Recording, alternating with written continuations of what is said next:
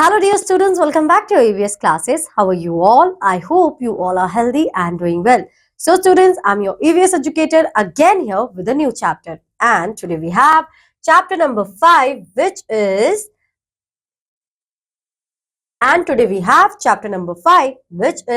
plants and animals live together. As we already discussed that we have other living organisms as well rather than human beings. So those are animals and plants and small insects as well. So today we are going to learn about how they live together. Okay. So first we have here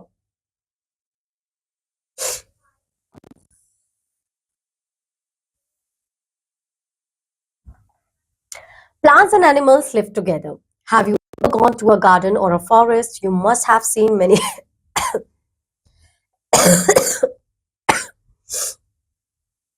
Have you ever gone to a garden or a forest? You must have seen many plants there. But did you also notice the animals around the plants?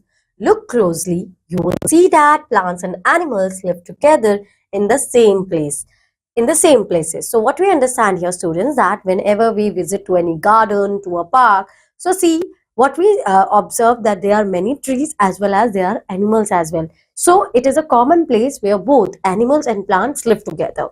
Animals need plants for many important things like food, shelter, and rest. So, how animals are dependent upon the plants for their food, for their shelter, and their rest. Next, many animals eat different parts of plants to stay healthy and strong. Some animals eat leaves like caterpillars and goats, others like fruits such as monkeys and birds. Some animals, like elephants, love to eat grass, while butterflies and bees drink nectar from flowers. So we see how other animals, basically the categories we have different animals and how they are dependent to the parts of the plant in a different way. If we are talking about the caterpillar, they eat the leaf, or goat also eat the leaf. If we are talking about other animals such as monkey and birds, they love eating fruit. If we are talking about butterflies and bees, they suck nectar from the flowers. So what we see here, that each and every category of the animals are interlinked and interdependent upon the plants for their food in different manner. Next,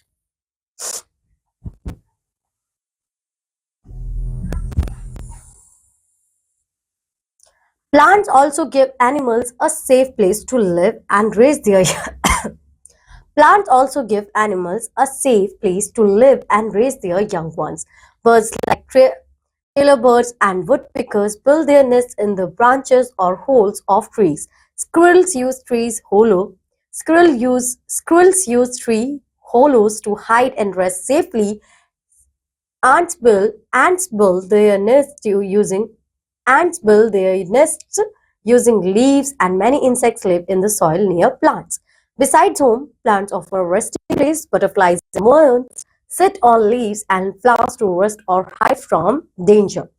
In this way, animals and plants live together and help each other. Plants give food and shelter, and animals help plants by spreading their seeds and pollen. Look at this picture. Okay, so what we understand here, that first of all we have to understand that plants and animals both are interlinked. Without plants, animals cannot live, and without animals, plants cannot grow more, because plants need the movement of their pollen grains and seed from one place to other place.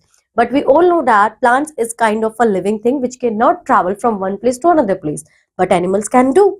So with the help of their feathers, with the help of their fur, with the help of their sticky pores, what will happen, that these seeds and pollen grain are attached to the animal's body, and when animal place one place to another place, so they just spread out their pollens and seeds on the ground.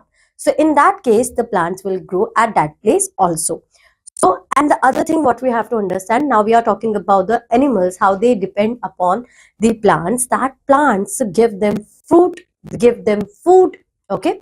They also give them shelter. If we are talking about the tailor birds and woodpeckers, so they make their nest on the tree. If we are talking about the ants and another many insects who live inside the root area of the plant. So what we understand here, that both of them are very important for each other and they are interdependent also.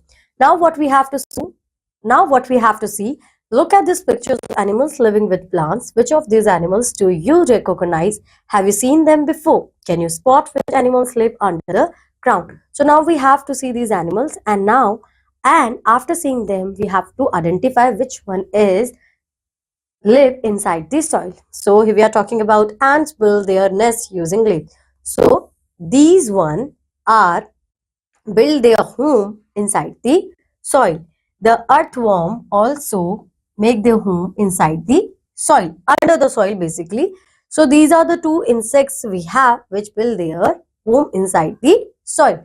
Rather than we have squirrels using tree hollow to hide and rest, a frog resting on a leaf, a tailor bird singing, a moth resting on a leaf, a caterpillar chewing a leaf, a woodpecker on a tree trunk, elephants feeding on grass, a butterfly perched on a leaf. So we see that how the animals using the parts of the plant, the parts of the trees in a different way.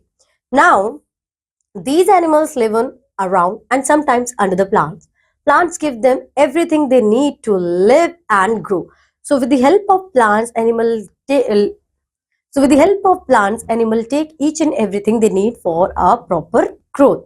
Next, we have soil is home to many small creatures. Have you ever looked closely at the soil near plants? Soil is not just mud, it is full of life. Soil is home to many tiny creatures. Some of them are easy to see, like ants, earthworms, and beetles. Others are very small and hard to spot. These creatures live on, under, and inside the soil. So what we notice here that soil is just not a mud, it is a life for many other creatures, other living organisms we have. We have ants which we see normally on a daily routine, and what we notice they make their homes inside the soil. The next we have earthworm. The next we have earthworms and beetles who also build their home inside the soil. And other animals, which is the other living organism which is not able to see with our naked eyes, those are also live under the soil. So soil is plays a very important role for those living organisms. Now, earthworms move through the soil and make it soft. Ants build tunnels and carry food to their nests. Insects like termites, millipedes, and mugs also live in the soil. Some of these creatures come out only after it rains. These small animals help plants grow by mixing the soil and adding nutrients. That's why soil is a busy and important home for many little creatures. So we cannot say only soil help them to give the shelter to these living organisms in the all uh, okay, fine. So we cannot say only soil give shelter to these living organisms. These living organisms also help to soil to give and adding their nutrients. With the help of this, the soil have their fertility for a longer duration. And that is why soil plays in a very important role, and it is a busy and important home for many small living creatures.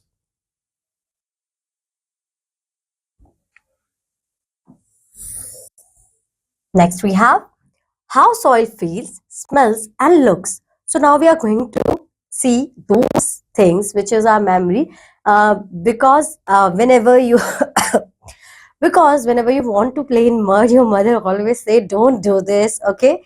But these are the things which we have to now do.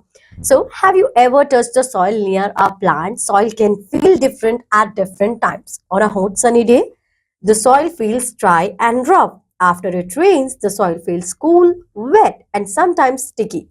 Soil is full of surprises. Touch it, smell it, and look closely to discover more. So what we understand here that soil change their texture by each and every weather. If it is a sunny day, then the soil feels like dry and rough.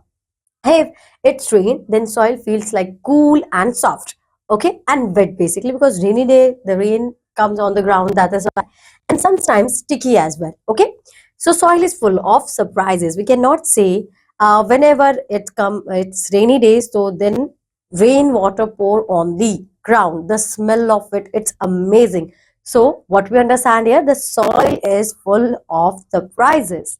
Now, soil also smells different. Dry soil may have little or no smell. Wet soil smells earthy and fresh.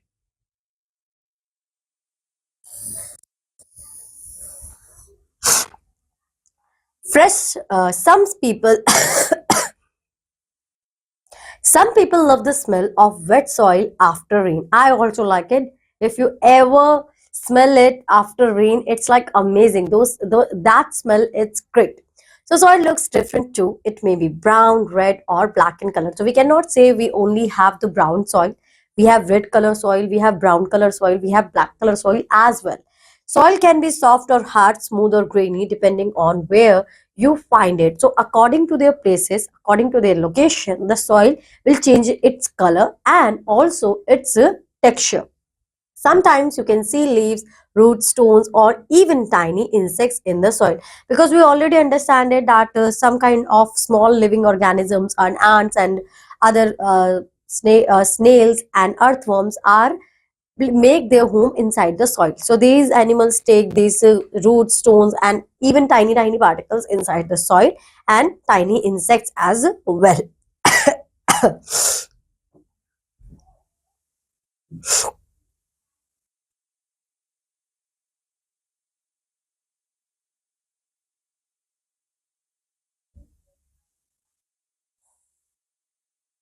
Now we have how soil is formed. So what is the process of soil formation that we are going to learn here? Is the topmost layer of the earth's surface. Soil does not form in one day. Soil is the topmost layer of the earth's surface. Soil does not form in one day. It takes too many years for soil to form. It starts with big rocks. These rocks break into smaller rainwater and wind. So what will happen? First of all, you have to understand it that soil formation, it's not a one day process. It's take too much time, okay, because it's a natural thing. And first this big rocks start into converting into smaller pieces, okay.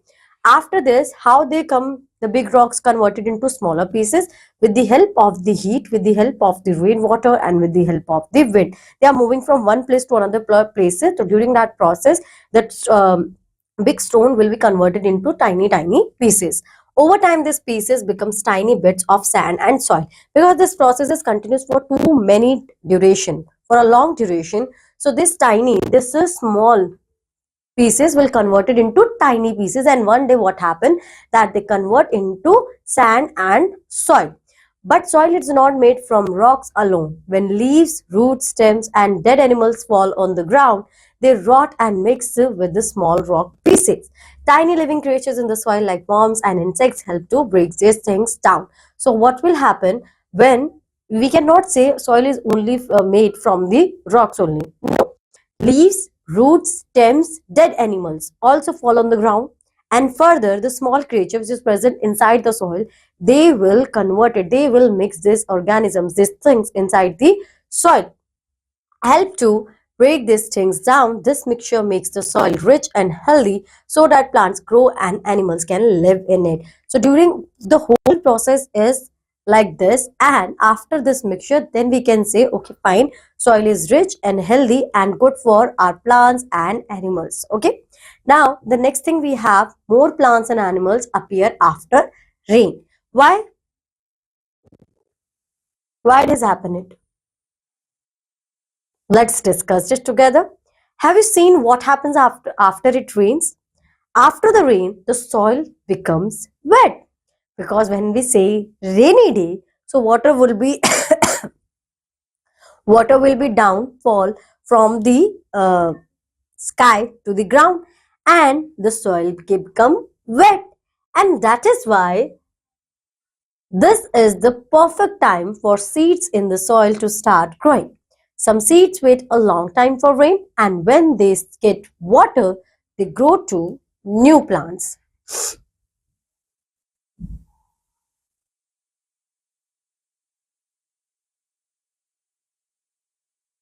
Rain also wakes up many small animals, insects hiding in the soil. The places for those living organisms who make their homes inside the soil. So if their homes get water inside it, so what they would do? They just get appeared outside from those homes. You may see earthworms, snails, frogs, and millipedes come out after rain. These animals like wet places because they don't. How can they live inside the home which is very wetty? So that is why they just come out after rain. You may also see more birds and butterflies flying around the new plants and flowers. The whole area become full of life, color, and sound. So rain brings new plants and active animals, making nature fresh and live again. Because without rain, all animals are in their rooms. Okay. After rain, their rooms get in water. So what they decided, let's move forward and come out of their homes. And when they comes out, so please get crowded and the live is become full and active.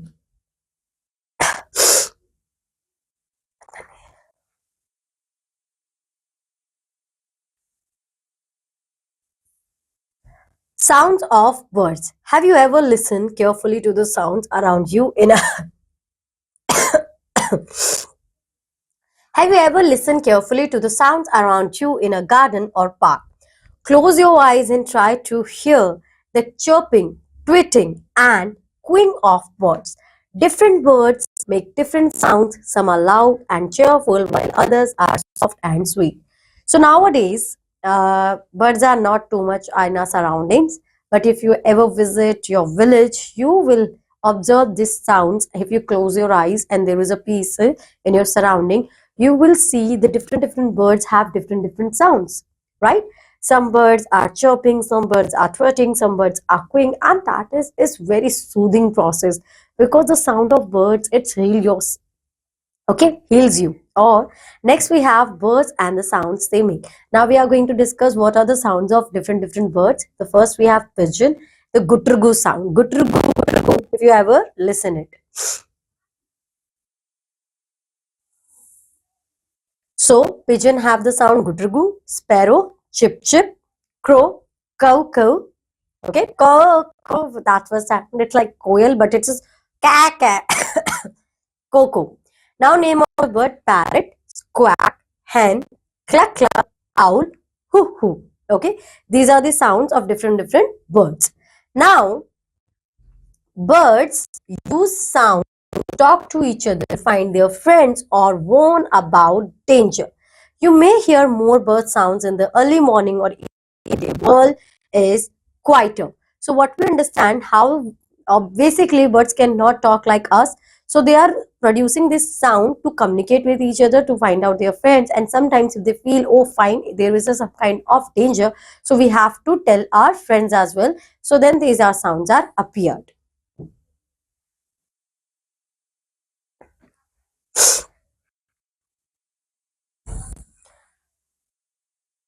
Now we have let's become bird detective and find birds by their sounds. Go to a quiet place, your garden, school ground or balcony. Now close your eyes and sit or stand still for a minute. Listen carefully. Do you hear any birds calling, singing or chirping?